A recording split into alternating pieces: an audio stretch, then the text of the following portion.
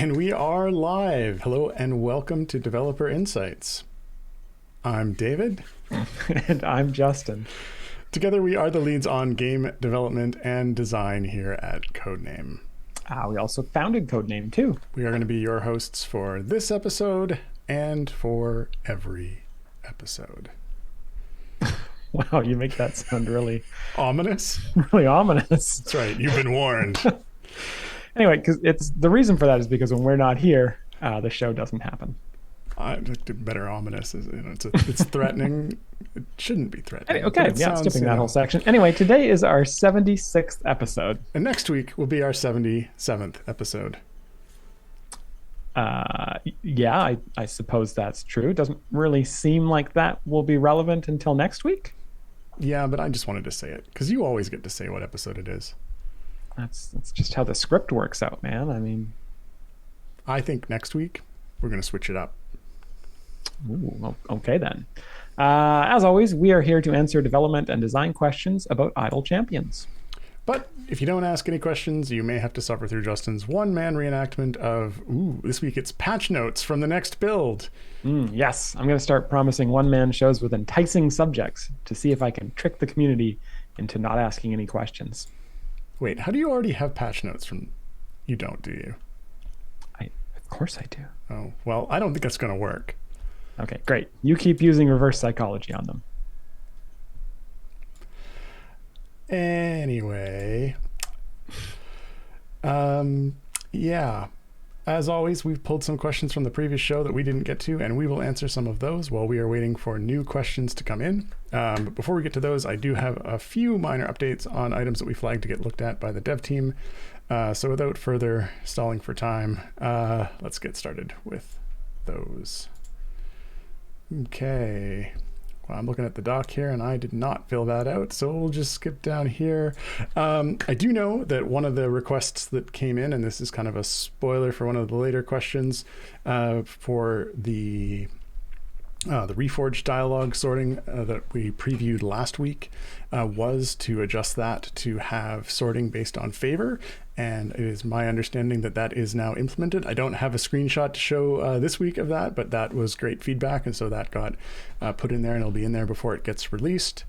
Otherwise, we are still looking at the same list of items that we had from last week, in terms of prioritizing saving feats with formations, having a random skin mode, adding a tooltip to gear with max level, so to show your progress towards that max level, one quick return to area 1 or one click for mobile, additional icons on the quest tracker for the different types of season quests, recall for familiar, indicator for unread changelog, and adjusting the sorting of the campaign list on the Modron automation. I was just earlier looking over an icon that we had for the feats, to add an icon on portraits of champions that are blocked due to a variant rule. So that's basically done and ready to go out. I think Peter was just getting a glow added to the background of that, so it's a little more visible, but that one is basically ready to be checked off. So yeah, I think that's what I've got for a list of in progress and updated items. Let's get into the questions that are coming in from this week. All right. Or rather, sorry. How about before we do that, we get into the questions Yes. from last week? Yes, let's start with that. First question tagged here from last week is from Demon Grrr, asking, next season, would you please consider changing the season-long reward buffs to permanent buffs? Yeah, so this is an easy question. We're definitely not going to do that. And the big reason that we're not going to do the season long reward buffs to be permanent after the season ends is because there is a lot of power in those buffs. I think we balance for well into the E to 20 kind of range of those buffs. And so if we were to do that, by the time we got to season 10, if you had a bunch of those buffs, you'd be quite a bit more powerful than we would probably intend you to be. Now, of course, some of those are for champions, so those obviously wouldn't stack up. But even the non-champion ones would really start to stack up over time, especially favor ones, health ones, healing ones, etc. And that's just some power creep that we don't want to have in the game if we don't need to have it in the game. So that's why we try and keep those just to the season. But the seasons are quite long. It's 10 weeks for a season. so far, and so I think there's quite a bit of value in those and being able to push, especially towards the end of the season, to push to areas that you were previously unable to get to. So no plans to make those permanent. Though we have discussed internally ways that we could potentially have a portion of that power, not the whole e to the 20 or 25, but maybe, e to the 1 or 2, just to have something that lingers after the season ends. I'm not sure, though. I'm not sure if that's the right direction to go. Okay, next question. This one is from Randram. Season 4, tough ladies with BV and Rosie, confirm or deny? Yeah, Black Viper and Rosie are both on the list of champions who could use a little bit of love, but season 4 is not going to be the tough ladies season. Sorry, maybe season 5, maybe season 6, maybe season 7. Okay. Not season 4 though. Next question is from Loopy79. Any thoughts about changing Tiamat rewards so that each player has to do or be on track to do, if the fight lasted all 7 days, damage equal to a minimum of 1/5 of her total health? This would encourage players to actually participate and punish those jerks who refuse to help and end up doing 0 damage. Yeah, so I appreciate that what players are, or what this question giver and what many players are sort of asking to do is to have some sort of way of dissuade people from going in and doing 0 damage. Unfortunately, there's a lot of issues with this kind of approach, and it's one of the main reasons we haven't come out with this kind of approach. As you can certainly have a case, and we see it pretty regularly, especially in some of the lower tier ones where players maybe haven't even gotten a chance to play yet, and other players have gone ahead and done all the damage necessary to take out Tiamat. Because certainly in the earlier ones you can do it in 1 or 2 days, and I could see if somebody missed the first day, say they were just away from their computer or weren't playing on that day, that they could end up locked out of Tiamat for 7 days, having done 0 damage and not getting any rewards, and that would feel pretty bad. There's also sort of the issue with this of if everyone was if you were just barely going to kill Tiamat before the 7 days were up, you could have someone who participated and did a sixth of her total health, and didn't get any rewards. Especially if you were right down to the wire, it'd be very hard for all 5 players to actually get rewards. So I appreciate that this is something that players are asking for in some way to really dissuade people from going into trial and then not participating. But it's a harder issue to fix than it may seem at first blush, which is one of the reasons why it hasn't been why we haven't yet come up with a solution that we like to it yet. Let's see. Next question here is from Garwar, and this is the the spoiler one that you mentioned earlier, but I'll ask it anyway. Does the new Forge UI sort via favor the item requires? If so, how does it alter the visuals we see in the pic you showed? If not, that's kind of a huge deal and one of the more important things we need to sort by. Do you want to show that image again? Yeah, so I've got the image from last week. I don't have the updated one with the favor sorting, but I can pull that up. Yeah, may as well, just to show people who might have missed it last week. Right. It's not. Oh no, it's not that. That's my giraffe. Why do you even have that prepared? It's just it's in here with other things like that. Let's see. Actually, I think I put it in game view. There it is. Yeah. So this, if you missed it last week, was the current in progress, because it was current in progress last week of the UI redesign for the Legendary Forge, which included a number of ways for sorting and filtering the heroes in the view there, as well as a recently looked at section. And by request after last week, we are also adding in the sort for the type of favor that is used on any of the item upgrade or item reforges or forges or reforges. But I don't actually have. I'm not sure that Nick ended up adding some kind of visual on the actual items to display what type of favor it was. But we can take a look at that and see if that's something that actually will add value once we've got this out. Certainly this is at the point where I think we want to get this out before making sort of additional tweaks to it. Okay. I think I should hold that up. Justin, you got anything more to say about it, or back to the regular view? No, I think back to the regular view. It looks good. I'm excited about have it coming out. Okay, cool. Next question. This one is also from Loopy79. Thoughts on a new feat type to reduce the stats required to benefit from a buff? For example, Darius could with a feat apply his buff to champions with 13 or higher int instead of the current 14. Similarly for Hitch, Zorba, and Rack, and any kind of others with stat requirements for the buff. Yeah, so this is yes, this is something that we've talked about doing, and in fact, I think there's a champion that we just locked on that that will have a kind of a similar feat to this. It's actually I think rather than having a feat that makes it easier to use a buff, what we're looking at is going in the other direction. So for Dadius, for example, instead of 14, it would bump it up to 15 and then increase the buff amount. So, you know, kind of the next level up from the epic 80% buff would be a 120% buff, say that required 15 or 16 int in order for it to apply, just to try and give you a bit of a bonus for using an even more of a kind of a niche champion, because I think we're generally looking at feats as a way to kind of further customize and further restrict rather than opening up exactly what you can do. So yeah, that's kind of what we're leaning towards for this type of thing, but similar idea. Okay. On to questions from this week. Mm-hmm.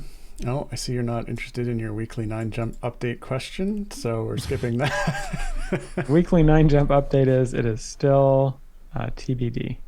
Okay. Bam. Next question. This is from Library of Akasha. Fen used to work on season quests. Now she doesn't. Is that a bug, or was it intentional? Also, she used to work on background parties for patron stuff, but now she doesn't. Was that a bug, or is that intentional? Will this also be fixed? So Fen working on season quests was in fact a bug. It is something that we intended another champion to have. So that champion will be coming out at some point. I think around the beginning of season 5. I think. That's the plan for a champion that increases the progress of season quests. As for Fen working on patron stuff and background parties, that should still be working if that was working at some point. So if that's not working now, then that is something that does need to be looked at and be fixed. Because that's certainly something that we intend for her to be able to do. And ideally, we would like to have it happen or work for more and more and more stuff.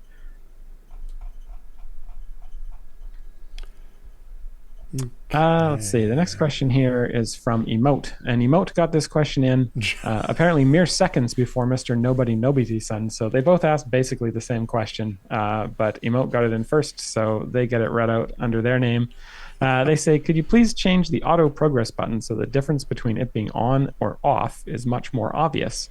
Right now, it can be really difficult to see the difference on small resolutions or on mobile. Perhaps an entirely different symbol for off? And Mr. Nobody-Son also suggested like adding a slash through the arrows. No, I think that's actually a good idea. Like some change to the visual for on and off. I know I personally have had a few double takes on it and like, wait a minute, is that on or off? And then clicked it on again. Oh yeah, okay, that's definitely on. Mm-hmm. So it's certainly something that isn't. It is a little on the subtle side. That's for sure. So yeah, I think we could look at that and make that a little more obvious. Mm-hmm. Yeah, Topher returned in chat there, says also helpful for colorblind people, which is certainly true.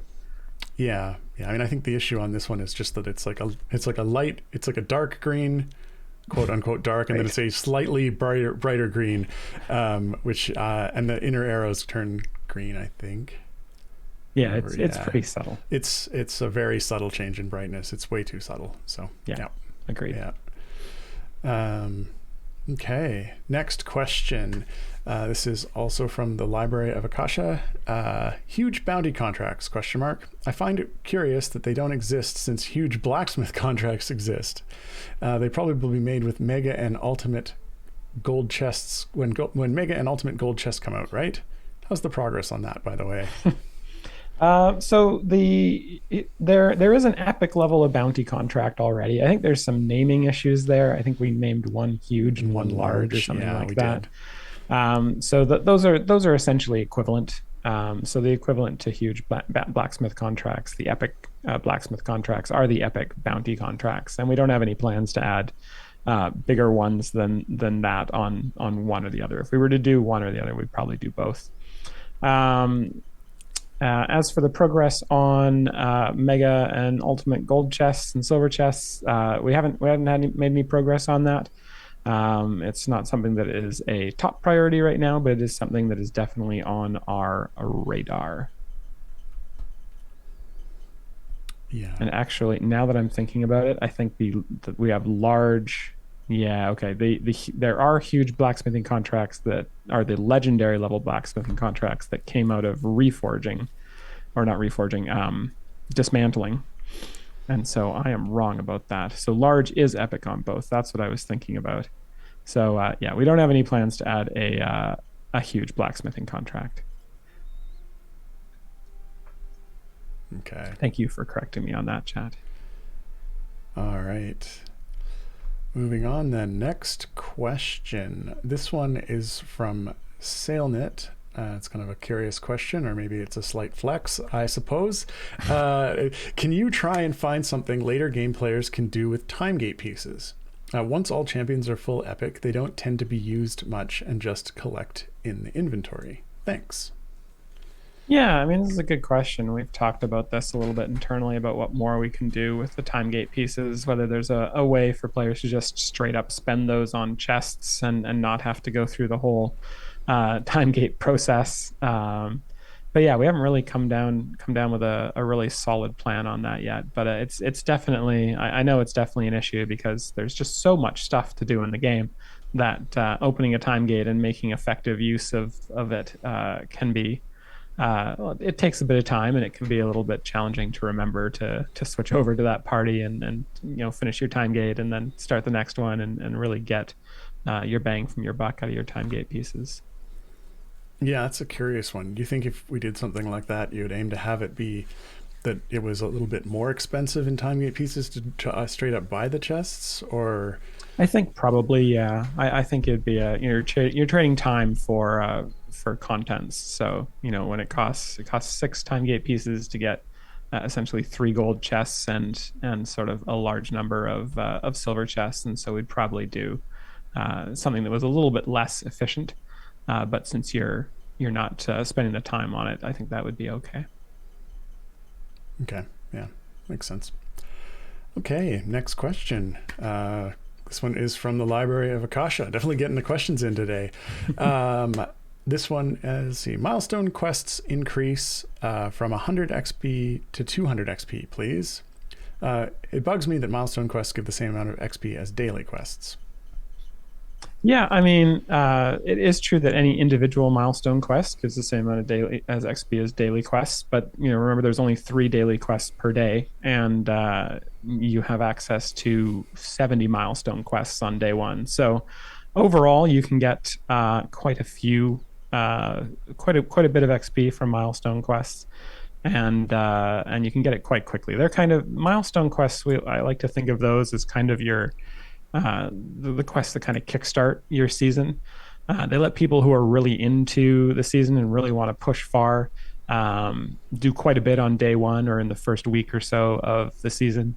Whereas people who are just more interested in just sort of doing those over time can do them more slowly and take their time, and everyone still gets the same amount of XP at the end of the day. So I don't think we have any plans to increase the XP on the milestone quests right now, but there are some changes coming in season 4 to this season format that may warrant that kind of thing, but we'll see. Okay. Next question. This is from OG17, asking, the last 2 seasons have had a 3-level legendary potion reward, which felt like a low tier but was still a free forge on what was previously a once-a-week timer. But the forging rework, the item feels even more out of place. Would this be better off as a more substantial legendary tier or even as another bunch of scales?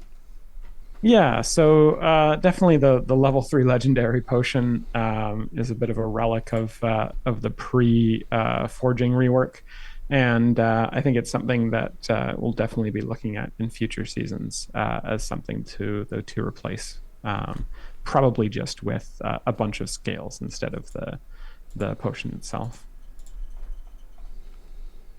Okay. We're blasting through these questions I today. know. Bam. Next question. This is from Max IQbert.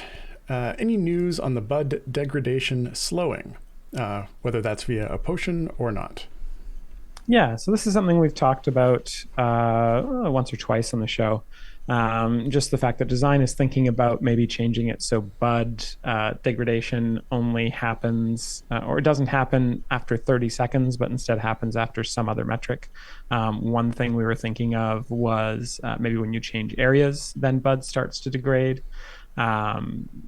Just so that you can have a little bit more sustainability in areas. So one of the big things that we see from time to time in tickets where people think there's an issue is they'll have killed the boss and like say 9 of the 10 minions, and the last minion just won't die, and they'll be like, it's not taking damage, or my champions aren't doing the damage that they're supposed to be doing. And really what happened was you got a spike in bud, or you got a spike in damage, usually based on abilities that increase when there's a certain number of enemies on the screen or something like that.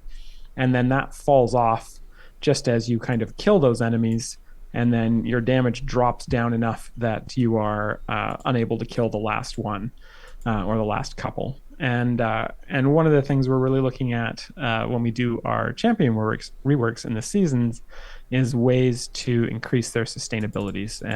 So make it so that say instead of having their damage bonus being based on the number of enemies they're currently tanking, having it based on the number of enemies or the maximum number of enemies that they've tanked in this area.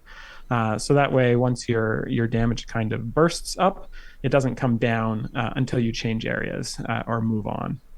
So that's one of the reasons we're looking at changing how bud degrades, is to help to address that. So with that said, we haven't had any movement on that in terms of moving forward with that or not. It's still something that is kind of sitting on the back burner of design. So that is where that is. But thank you for the question. Let's see. Next question here is from Lalm the True Legendary.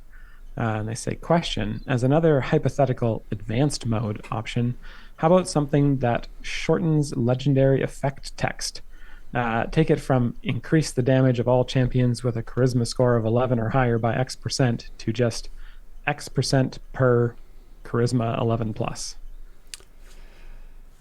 Yeah, I mean, I guess this is a request, particularly because this text appears on the cards, making them exorbitantly long, especially if you're trying to wait for data to sort of scrolls up and down so you can see what's going on there.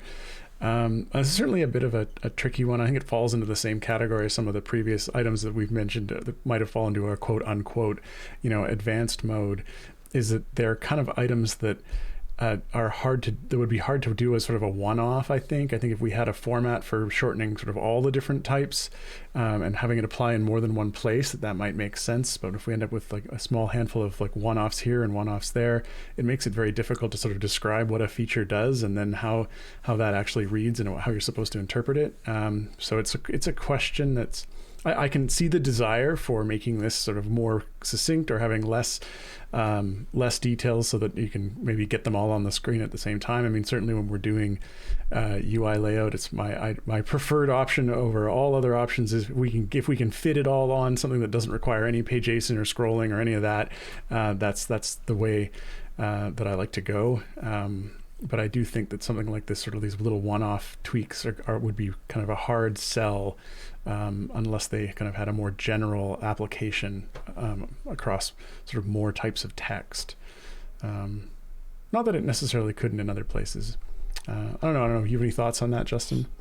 Yeah, I mean, I agree. Like X% per charisma 11 plus could be interpreted in a couple of different ways, right? It could be, I mean, I would interpret that actually as X% for each champion with a charisma of 11 or 11 or higher.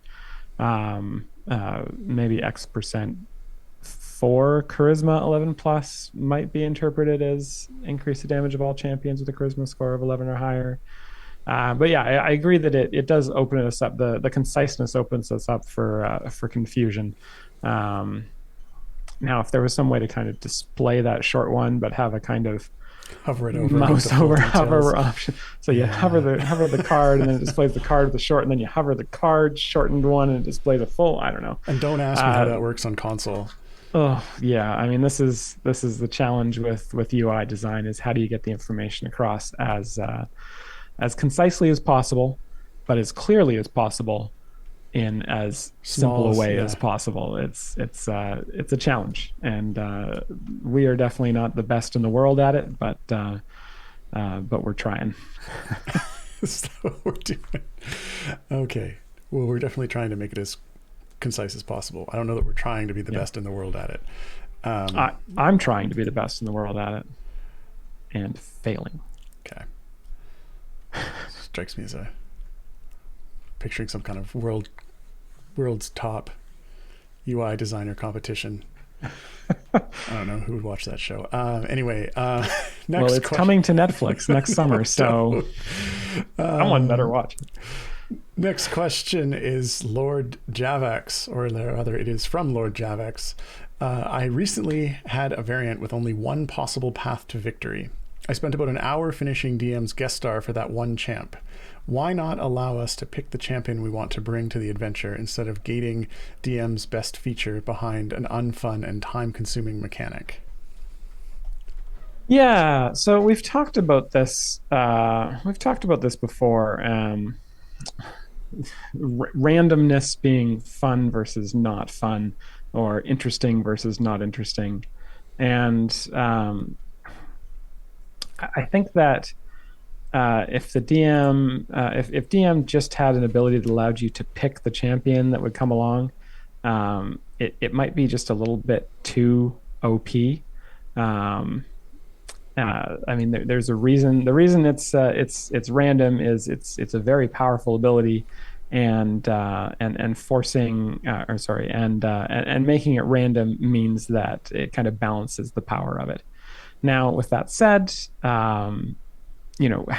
spending an hour restarting your game or restarting the adventure rather, just to find one champion, obviously is not fun, and it's not behavior that we intended for that champion when we designed them and released them. And finding ways to balance intended sort of the way we intend you to use that champion versus the way that you could use that champion if you wanted to spend an hour fishing for a champion is definitely a challenge for us. One thing that we've talked about this particular mechanic before, and one thing we talked about doing was making it so it doesn't change when you restart.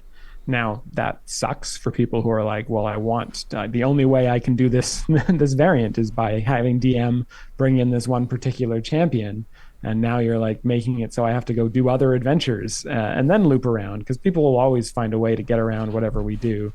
So I don't know. It's a challenge for us. I think that one thing I would say is if there's a variant that you just can't get through right now, maybe in the future, in a couple of champion releases, or after a soft cap increase, or after some new blessings are put in, or some new patron perks, that there'll be a way to get through. Or maybe at the end of, towards the end of a season, when you've got all the buffs for the season champion, there'll be a way to get through. So I would say that yeah, we always want there to be other ways to get through that are not that are not kind of going the unfun route.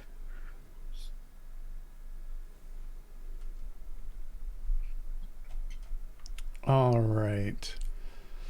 I think it's You giveaway think? time, Justin. I think Oh my this is gosh, your it is too. Look at this yeah. right down here. Yeah, so it is 2:30. It's just flown past.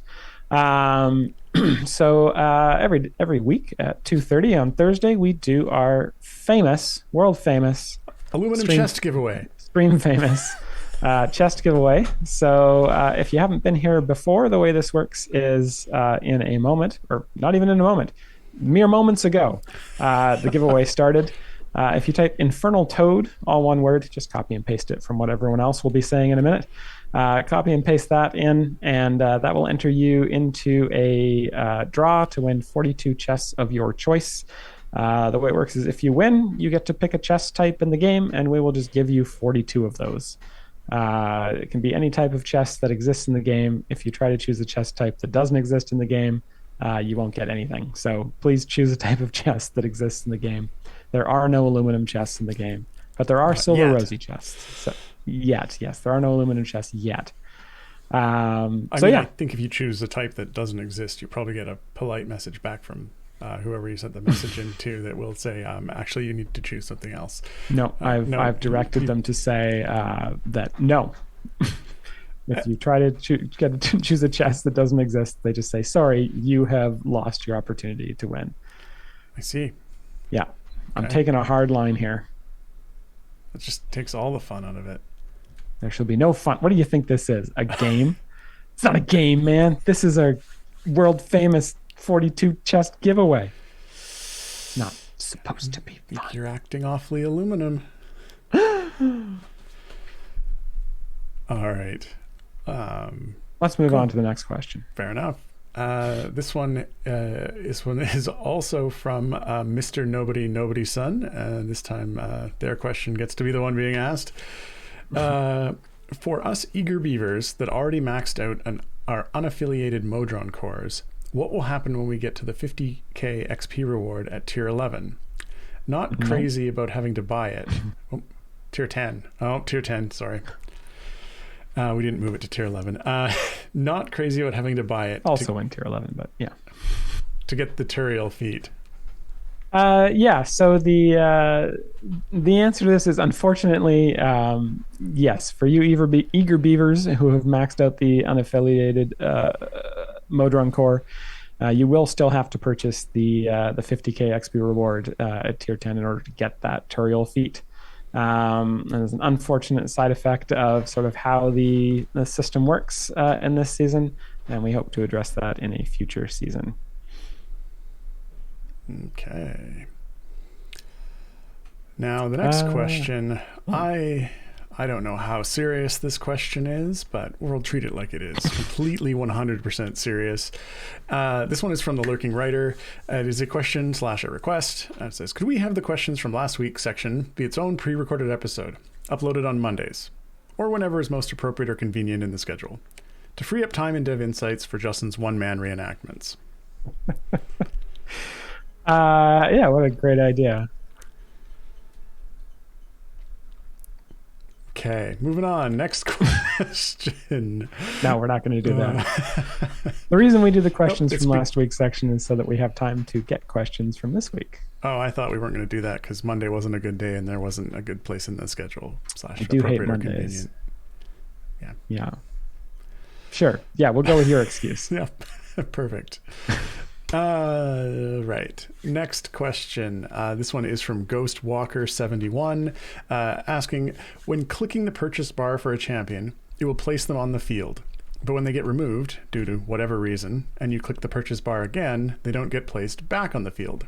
This is very frustrating and can we get an option so that if a familiar on a champion and it clicks them, that they get placed back onto the field if there is an open slot or spot? Yeah, I mean, this is an interesting kind of proposal. It's definitely different from how the existing functionality is. So my immediate concern is that this would definitely be confusing and a little bit annoying for a certain subset of players. I can see I could see that if you weren't aware that this change had been made and you sort of pulled a champion out of the formation but still had a familiar on them, that it would just immediately put them back in, which would be a little bit confusing maybe for some players. Um, yeah, I'm not sure if it's a good idea. Yeah, I Is mean, sort of my immediate response. I have similar reservations. One noted is they do ask if it could be an option for Mm-hmm. that, which certainly would alleviate the concern, that other players would find it potentially confusing. But I do think you're right. It's an odd one. If you do have familiars on and you pull one off because you intend to, and then it levels up and puts it back in a slot that you were trying to swap to, Mm-hmm. it certainly it opens up sort of more I guess potentially unexpected behavior. I think sort of the very first time you purchase them, they get placed immediately because you're just filling out your formation, provided there's a slot for them, of course. Makes sense for them to appear, but and obviously at that point you then also need to move them, or hopefully you do. Hopefully Mm-hmm. you move them at that point. Yeah, I'm just not sure that it's some of the expected behavior, but Yeah, it doesn't feel like expected behavior for me, just kind of my intuition. And well, a lot of a lot of this kind of game behavior ends up being kind of intuitively driven. yeah, okay. Oh, wait, we can move our champs. Man, no wonder I've had such a hard time these last 4 years. Okay. Uh-huh. Aha. I got a kick out of it anyway. All right, next question. That one's for you to read, Justin. Oh, Yeah. right. Sorry. Yeah. Where are we? Oh, sorry. I was going like I'm going to go down and find some questions to highlight because the rest of the bunch of these are all for Dave. Let's see here. Not that one. This question is from Maelstrom7737, who asks, is there a way to implement a better adventure sort when in the automation setup screen for Modron automation? So being able to, pick the campaign, I guess, for the formation. Yes, there Yeah, definitely is a better way. I I mean, there agree. is a way to implement. I guarantee it. But snarky answer aside, yes, that is definitely on the list. That's one of the items that I've been reading out at the top of the show. We really like to get to that at some point, so that I don't have to read it anymore. I mean, so that players have a better way to get the screen sort. Yeah, And potato. certainly, certainly that's something that we are planning to look into. So definitely, it's not a great sort the way it is right now. Okie dokie. Next question. This one is from the Library of Akasha. Thoughts on giving Melf a specialization which allows you to choose which speedy supplement? The only speedy supplement I care about is additional enemy spawn, and it is annoying to reset a bunch of times when I'm doing something with him in the first 50 areas.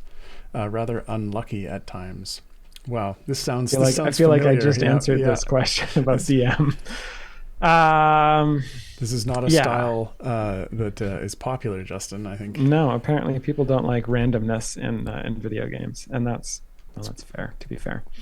Yeah, so this is like I say, it's a similar vein to kind of the DM thing. The reason Melf picks a random supplement is to make him a little bit less powerful. If you could pick which speedy supplement you wanted each time for every 50 areas, it would be a little bit too powerful. And rather than nerf and make it like, I think if we were going to let you choose the supplement, then we would have to very carefully make sure that each supplement was kind of balanced with the other ones, so that there was more of a choice to it, and everyone didn't just always pick the best one. And so that would likely result in all of them being a little bit worse, or at the very least, the more powerful one that you want right now to be a little bit worse. So I think that that's probably not something we'll end up doing with Melf. Maybe, but probably not. I'm not sure when Melf is going to get a rebalance look anyway. He's not really associated with anyone who would.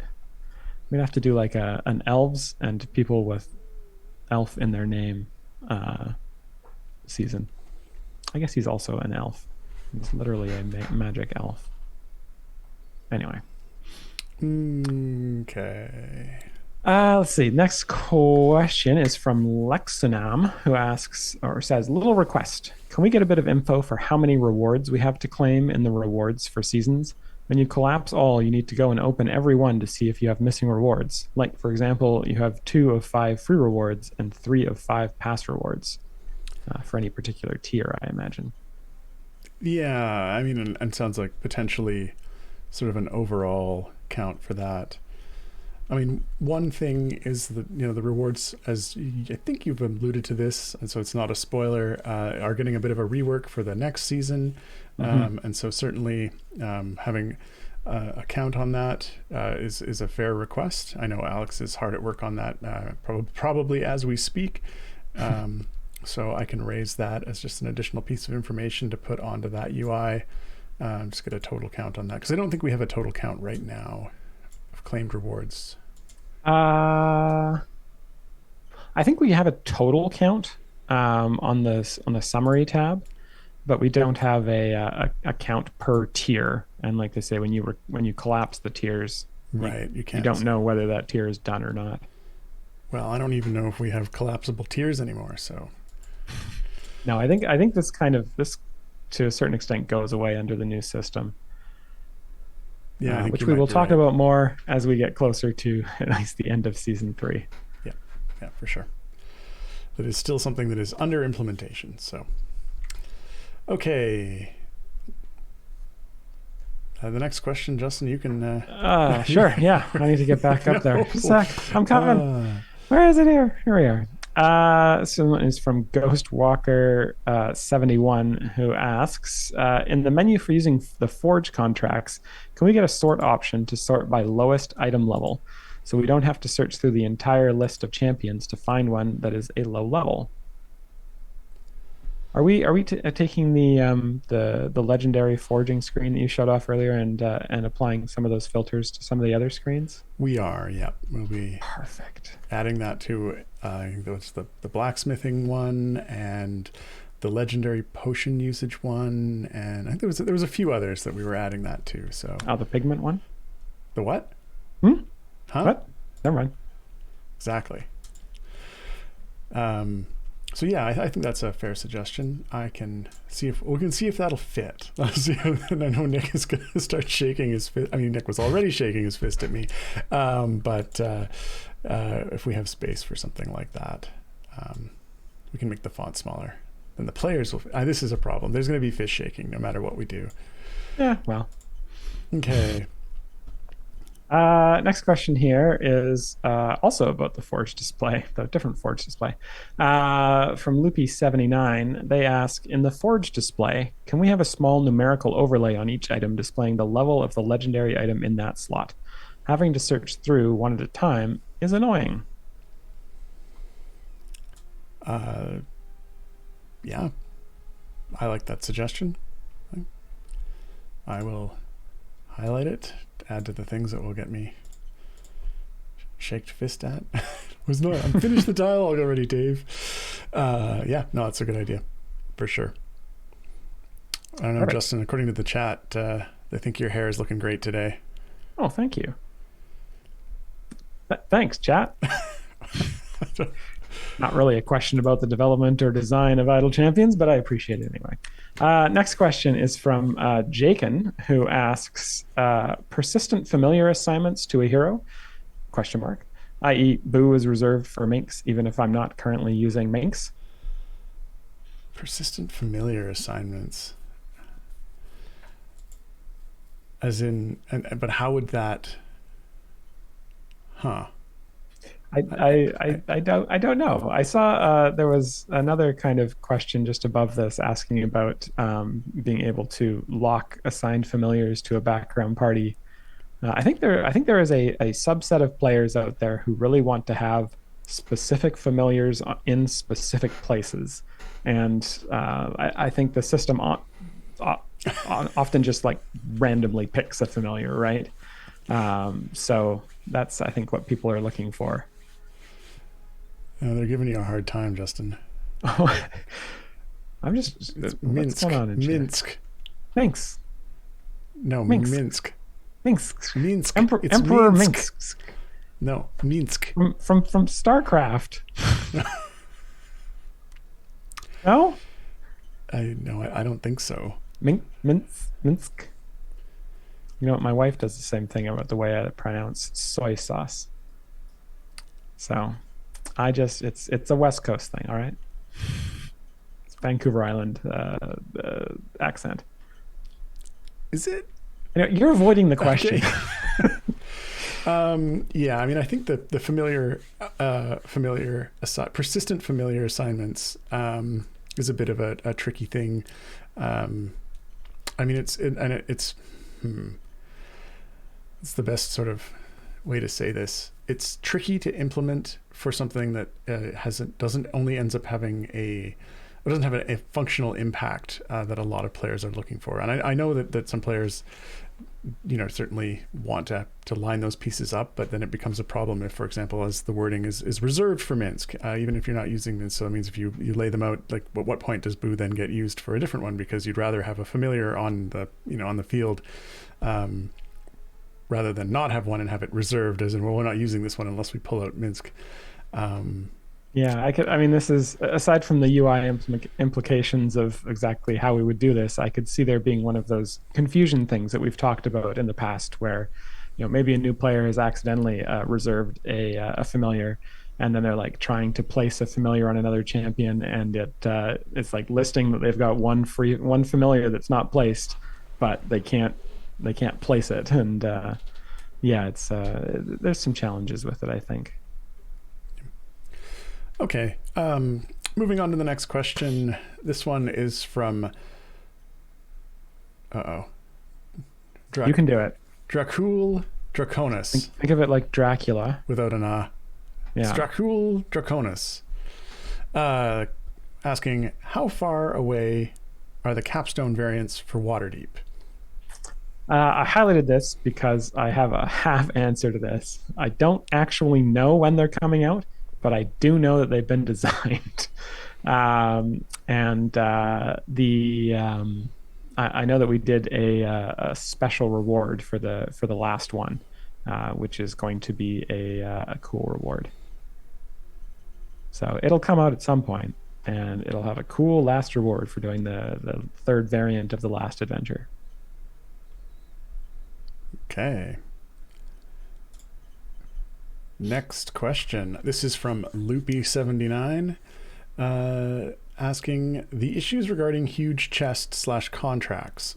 From my understanding, if it's just so annoying to open hundreds or thousands of them at a time, instead of an extra step combining them and then opening them, thoughts on just allowing us to use 500 of them at a time rather than a cap of 50 at once?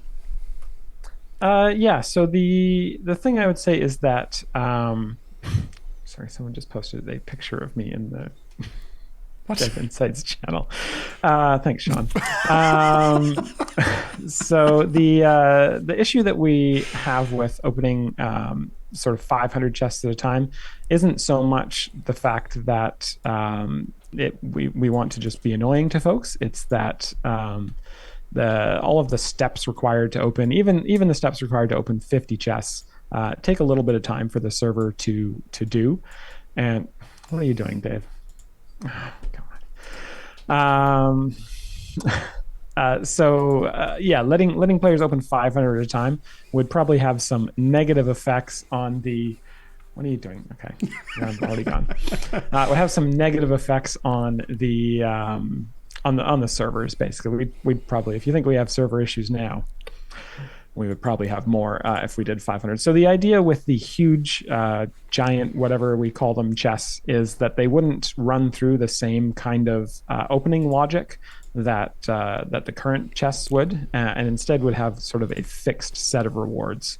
So rather than sort of randomly choosing for say a gold chest, like 5 items 500 times, or if that was how many that a huge chest was equivalent to, it would just say, okay, I'm going to give this many item levels to all these items. I'm going to give this many blacksmithing contracts. I'm going to give this many bounty contracts, and it'd be a much simpler process for the server to execute, rather than having to do all that random generation of the chest contents. So that's where the savings are there from doing that.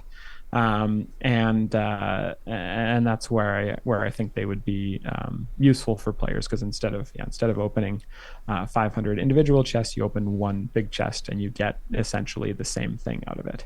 So yeah, that's the idea with those big chests. Okay. Next question. This one is from Alpha Kroll.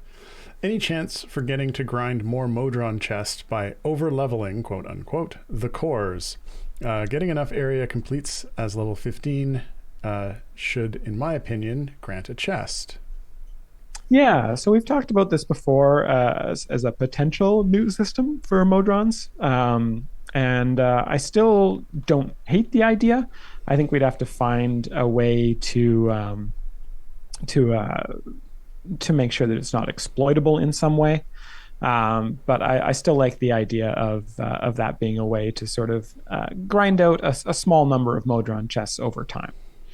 So not a huge number of Modron chests, but certainly a small extra trickle for just continuing to use the level 15 cores. Okay. Well, you just highlighted everything. We're going to run out of time, Justin. Next question. This is from Asfila 357. I know, it's close enough. I received a newsletter chess code for Season 3 start with a free human on my Steam account just yesterday, which is about a week late, question mark. Yes, it is. But I didn't receive one for my Epic account at all. Is this a problem with the mailing list? I don't have a satisfying answer to this because I don't know, but I also received one yesterday. So I think there might have been some sort of issue where either the mailing list got stuck or someone just forgot to push go on it for a week. So I know what happened. There was something going on there. Peter mentioned it a few times. It had something to do with, I think, a translation of the newsletter. And so was it a translating thing? That's what it sounded like. So, and at any rate, I know it went out late. I know when I got mine, I was like, didn't that start a week ago? But yeah. So definitely was late. I don't know if there's a problem with the Epic one. Actually, as sort of a follow-up to that, I can ask Peter if there was an order delay on that. But yeah, certainly the whole thing went out a week late. Boom. Okay. Whoops. Next question. This is from Orc Princess. I know that the difficulty in Witchlight never goes under fair as a little joke. Is the fact that most of the adventures there have little or no distractions spawning an intentional joke as well? Or is it an oversight? Many have no distractions spawning despite going hundreds of areas or waiting in one for them. Others have noticed this as well. Yeah, so it's no distractions is probably an oversight. Yeah. The distractions are basically linked to the backgrounds. Is the way that it's set up in the data. So it's possible that some of those backgrounds got put in and then somebody forgot to assign distractions to them. That is most likely what's happening. As for the Witchlight difficulties never going under fair, that's probably also some sort of copy paste issue with the difficulty code there. Difficulty is one of those things where we really need to find a good way to do that in a somewhat more legitimate way, because right now it is very simplified and needs some work. Okay. Next question, and I think we might have enough time for another question after this, but let's go for it. This one is from Mr. Nobodyson. Waiting for just the right Modron component can be very painful. RNG. What do you think about introducing a system to reforge the pipes, perhaps by trading in a number of other pipes and or gems? Sorry, Canelian says, you mean it's not all fair because it's a carnival? I get it. No, I think it's probably fair because somebody left some data out. Anyway, for Mr. Nobody, since I almost call him Misterson. But for their question, yeah, I think this is another thing where it makes it too easy to get the pipes that you want. We do want, getting a fully built out core with all the exact 4 ways that you're looking for to be a very long term goal for this game. It's essentially one of those things, like if you can fully overcharge your core to the maximum level that particular core is available to or is able to get powered to, that's like you have reached the end game of the Modron system. And so we definitely want it to be challenging. Now, with that said, we have talked fairly regularly on here about sort of the balance of the number of Modron chests that you can get for free in the game versus the cost of buying them for real money and other sources. And I do think right now that it is, for the number of cores we have for sort of 4 parties plus a couple of extra cores, that it is probably a little bit too imbalanced in the direction of it taking a little bit longer than we intended. But yeah, it's something that if we did that suggestion from earlier of sort of letting you get additional Modron chests by over leveling your cores, that could be something that could help to bring that a little bit more into balance. So yeah, I think that's something that we're aware of and looking at, but I don't think having a system where you can just kind of pick the ones you want is the right solution to that. Okay. I think we're probably out of time, so that next question will have to hold for next week. Yeah, okay. Great. Like you say, if we didn't get to your question this week, don't worry, you'll have another opportunity. We will be live again at this same time next week. Before we sign off, though, we'd like to thank our tireless mods. This week it was Mars and Jordan. Wow, a couple of different mods this week. They're the folks who copy your questions into our questions doc, where we highlight them with pretty colors and answer them. And they also moderate the chat, which makes things awesome. So thanks to both of you. Okay. And of course, thanks to all of you for hanging out, watching the stream, asking such great questions, and for enjoying the game. Because without you, no one here would get to do what we do. And we like what we do. All right. Enjoy the rest of your day, everyone. Fade to outro screen. Hey, good job.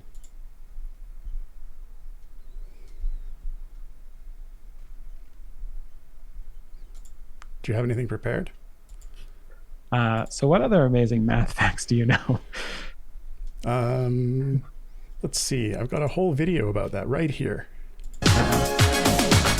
Wait, wrong video. What is going on?